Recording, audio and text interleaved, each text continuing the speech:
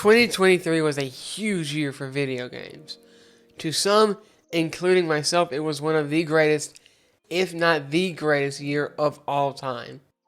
We had bangers like Spider-Man 2, creative masterpieces like Mario Wonder, and perhaps the greatest year for horror games of all time, with Resident Evil 4 Remake, Dead Space Remake, the unique fishing horror game Dredge, and the odd and awesome sequel to the cult classic Alan Wake 2.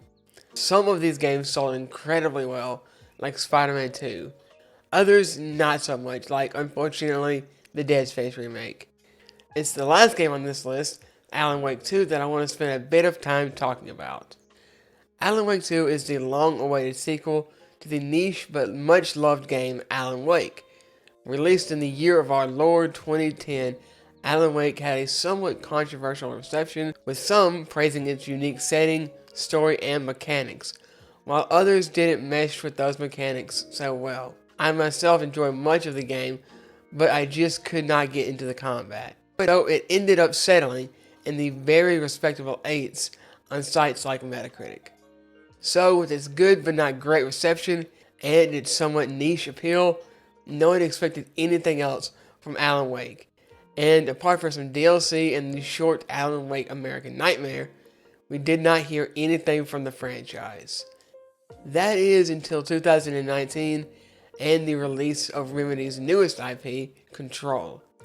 Selling over 3 million copies, Control was a success and a much bigger one than Alan Wake. Then, in 2020, we got 2 DLC packs for Control. One of these called AWE, or to some, the Alan Wake expansion. And it does what it says on the box. It brings Alan Wake back from the grave. Not only this, but it confirms that Alan Wake and Control are in the same universe, and it is a huge tease for what would go on to become Alan Wake 2. Fast forward 3 years later, and after more than 10 years of waiting, fans of the original finally got more. And for the cherry on top, Alan Wake 2 isn't just good, it's great. It's even better than great. Getting 9s and 10s nearly across the board and settling at an 8.9 on Metacritic, if that kind of stuff matters to you.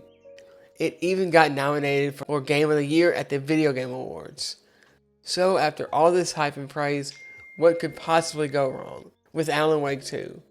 Well, actually nothing, at least nothing with the game itself. However, there is one potential fatal flaw. Unlike Control, it hasn't exactly sold well. Even after all its accolades, Alan Wake 2 has sold less than 1 million units. However, there is still hope.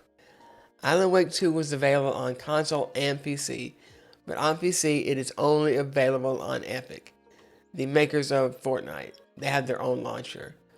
And it seems Epic doesn't report its sales to the people that collect that kind of information. So, even though the game did not sell gangbusters, all may not be lost. Maybe, in a couple months, we hear from Epic and it turns out they sold a few million. While it'll never hit 10 million in sales, no one expected it to. The game probably only cost around $50 million to make, and while that may sound like a lot, it is nothing compared to most AAA modern games. Also, Alan Wake 2 is not Call of Duty, and Remedy is not Activision. So, what do you think? Have you played Alan Wake 2? And if you have, how did you like it? And that's going to do it for today's video.